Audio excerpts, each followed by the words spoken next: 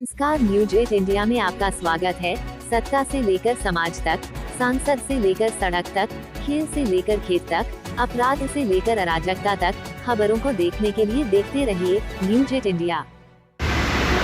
ये वो महिला है जो आशा वर्कर काम करती है और आशा वर्कर के समय ही इनकी मौत हो गई।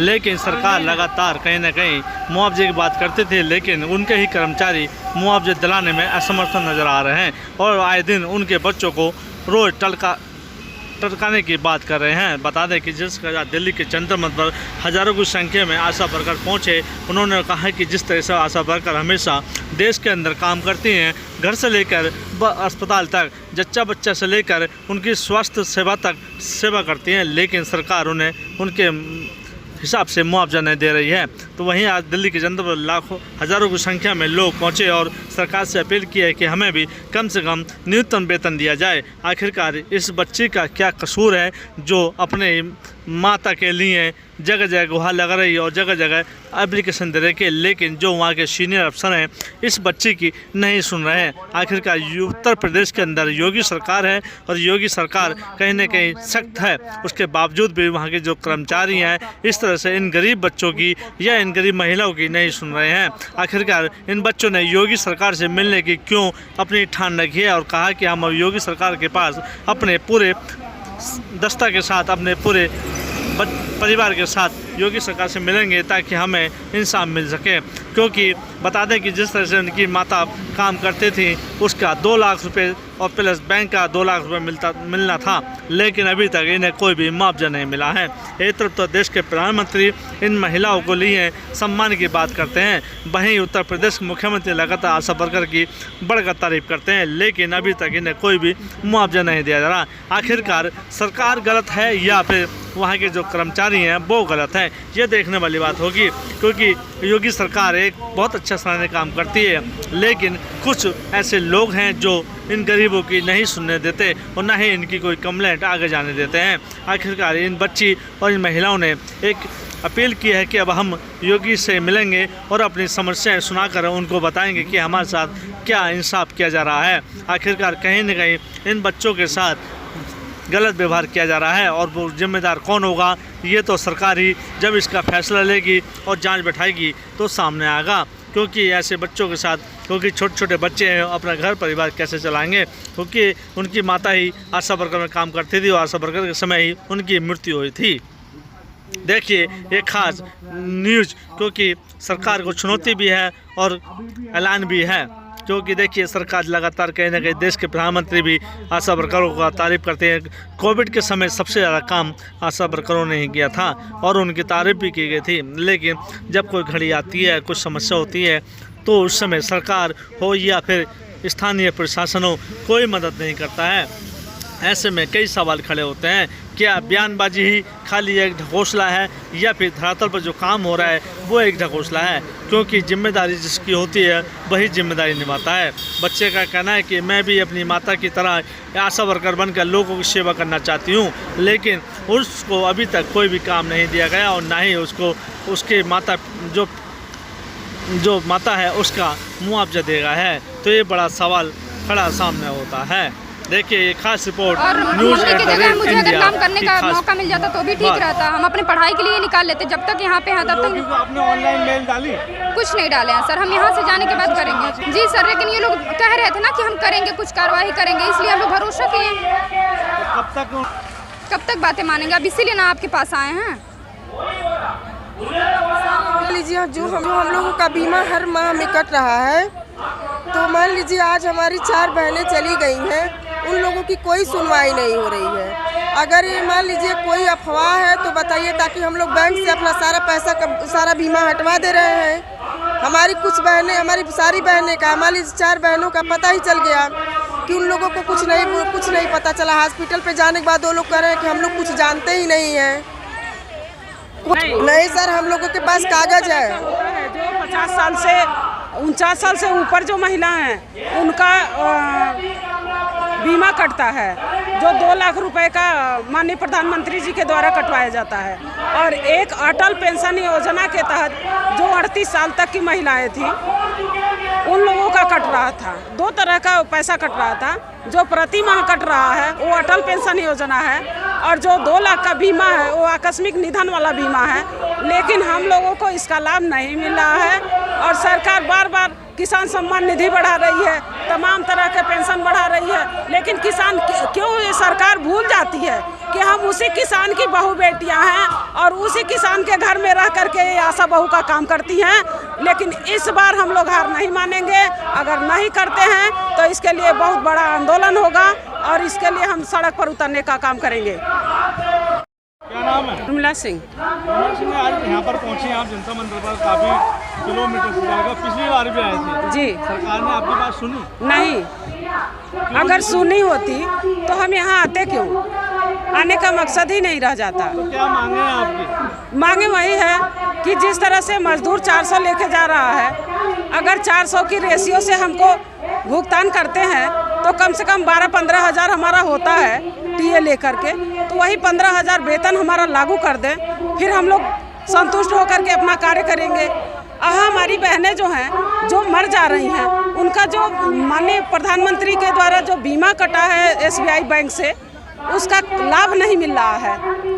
नहीं, सरकार की कमियां तो नहीं है, सरकार ने हमें लागू किया, लेकिन जो हमारे कर्मचारी हैं रात दिन हमसे जो काम लेते हैं, वही कर्मचारी पल्ला झाड़ लेते हैं कि ये हमारे विभाग का नहीं है, हमारे विभाग का नहीं है। उसके साथ में ही हमारी एक बेटी आई है जो अभी चीते की आग ठंडा भी नहीं कर पाई है, और अभी दूध मुही बच्ची है, 18 साल की हुई है, इसकी शादी है, पढ़ाई है, जो बहुत सारी चीज़ें हैं ज़रूरत की जो बंद हो गई हैं।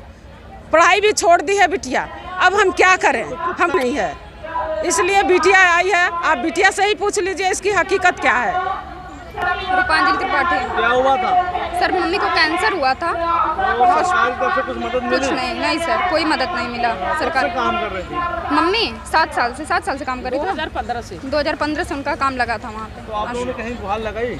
जी, कई जगह जुगाड़ लगाए सर, लेकिन हर जगह से हॉस्पिटल में बोले यहाँ से रुका हुआ है, वहाँ से रुका हुआ, कभी पैसा मतलब 3 महीना हो गया उनका डेथ हुए, लेकिन कोई मदद नहीं की है। कोई अधिकारी भी वहाँ देखने भी नहीं गया।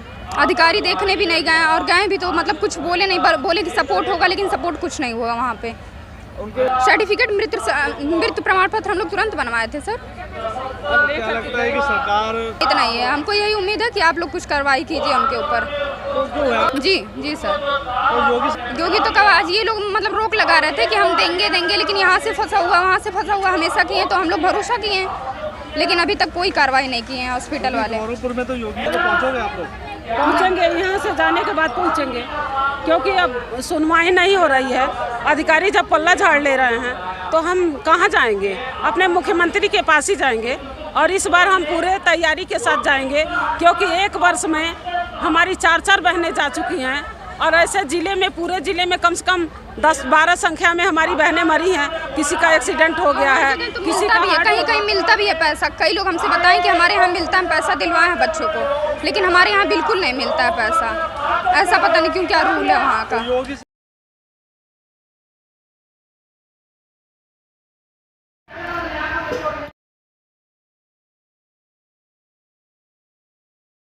हम ऑल इंडिया आशा बहू की राष्ट्रीय अध्यक्ष चंदा यादव यूपी से, और हम लोग आज जो है ये सीटू के जो संगठन के लोग लगाए हुए हैं, तो हम लोग यूपी से भी काफ़ी संख्या में हमारी बहनें आई हुई हैं, और सारी बहनें बैठी हुई हैं नीचे।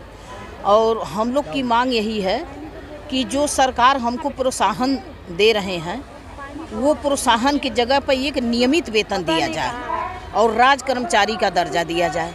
और पूरे देश की बात है, यूपी की भी बात है कि हम लोग कई बार आंदोलन और धरना प्रदर्शन किए कि जो है हम लोग को एक नियमित वेतन दिया जाए, लेकिन सरकार सुनने को तैयार नहीं है। इसलिए जो है हम लोग अब ठान लिए हैं कि यहाँ के आंदोलन के बाद हम लोग लखनऊ में जो है फिर अनिश्चितकाल जो है हर देश प्रदेश में हम लोग आंदोलन करेंगे, और तब तक करेंगे जब तक सरकार हमारी बातों पर ध्यान नहीं है। देखिए कि ये स्कीम केंद्र सरकार की है। जब हम राज्य सरकारों के पास जाते हैं, हड़ताल करते हैं, तो हमें सीधा यही जवाब मिलता है कि ये एक भारत सरकार की स्कीम है जिसके अंदर काम करती हैं आशा वर्कर्स, और इनको यदि कोई पक्का किया जाना है या कुछ इनको वेतन दिया जाना है वो काम केंद्र सरकार करेगी। लेकिन केंद्र सरकार तक हम सब जानते हैं कि महिलाओं की पहुँच, वो एक रिमोट गाँव के एरिया से निकल के और दिल्ली राजधानी तक पहुँचना, सुदूर हम ये कह सकते हैं कि कश्मीर से लेके कन्याकुमारी तक की वर्कर्स को, उधर महाराष्ट्र से लेके और उधर त्रिपुरा तक की जो महिलाएं हैं वो देश के चारों कोनों से वो दिल्ली में आके एक साथ आवाज़ उठा के ये कहें, ये आसान काम नहीं है। लेकिन महिलाएं उस चुनौती को भी स्वीकार करते हुए अपने हक और अधिकार की आवाज़ उठा रही हैं। हम बता रहे हैं सरकार को, और सरकार जानती है इस बात को। उन्होंने खुद स्वीकार किया है कि आशा वर्कर्स जो अब बहुत ही महत्वपूर्ण काम करती हैं, और 2005 में जब राष्ट्रीय स्वास्थ्य मिशन की शुरुआत हुई थी तब से लेके आज तक हम जब आंकड़ों को देखते हैं तो उसमें बहुत ही उल्लेखनीय सुधार हुआ है। टीकाकरण के अंदर सुधार हुआ है, मातृ मृत्यु दर के अंदर गिरावट हुई है, शिशु मृत्यु दर के अंदर गिरावट हुई है, और कोरोना काल के अंदर विश्व स्वास्थ्य संगठन तक ने कहा है कि आशा वर्कर्स ने शानदार काम किया है। लेकिन बहुत ही दुख और खेद की बात है कि हमारे देश के प्रधानमंत्री लाल किले से कहते हैं कि वो जो है ग्रामीण महिलाओं को लखपति बनाएंगे, लेकिन ये गाँव की महिलाएँ जो गाँव की ही दूसरी महिलाओं को स्वास्थ्य सुविधाएं पहुंचाती हैं, उनके लिए वो कोई आवाज़ नहीं उठा रहे हैं, बात नहीं कर रहे हैं, और बात करने से अलग वो उनके श्रम का शोषण कर रहे हैं। और इसके लिए देश की 10 लाख से ज़्यादा आशा वर्कर्स के अंदर बहुत ज़्यादा गुस्सा है, और आज वो अपना गुस्सा प्रकट करने के लिए यहाँ जंतर मंतर पहुँची हैं। जिम्मेदार सरकारें हैं जो काम ले रही हैं, वो काम और रिस्क उठा के अपना जीवन जोखिम में डाल के जिन लोगों ने कोरोना काल में काम किया, केवल घोषणा की घोषणा ही रह गई। बहुत सारी हमारी वर्कर ऐसी हैं जिनकी कोरोना काल में जान चली गई, लेकिन उनको आज तक मुआवजा नहीं मिला। हम आज भी उनकी डिमांड कर रहे हैं कि उन वर्कर्स को वो मुआवजा दिया जाए। ये जो श्रम का शोषण है, ये भी एक मसला बनता है कि ये कौन इसका जिम्मेदार है। सीधे तौर पे सरकारें ही इसकी जिम्मेदार हैं। हम इसके खिलाफ आवाज़ उठा रहे हैं, और अब देश की जो है वर्कर्स एकजुट होकर ये कह रहे हैं कि हम इस शोषण को बर्दाश्त नहीं करेंगे, और इसके खिलाफ हमारा जो संघर्ष है वो आगे आने वाले समय में और भी ज़्यादा तेज होगा। CITU ने पहले उठाया सबका पहले आंगनबाड़ी आंदोलन में, जो वर्कर का दर्जा दिया जाए हुआ, और सभी जगह में एक कॉमन डिमांड, इसको वर्कर का दर्जा दिया जाए, न्यूनतम वेतन दिया जाए, सामाजिक सुरक्षा दिया जाए, उसका लेके CITU ने पहले उठाया सबका पहले आंगनबाड़ी आंदोलन में, जो वर्कर का दर्जा दिया जाए हुआ, और सभी जगह में एक कॉमन डिमांड, इसको वर्कर का दर्जा दिया। नमस्कार, न्यूज 8 इंडिया में आपका स्वागत है।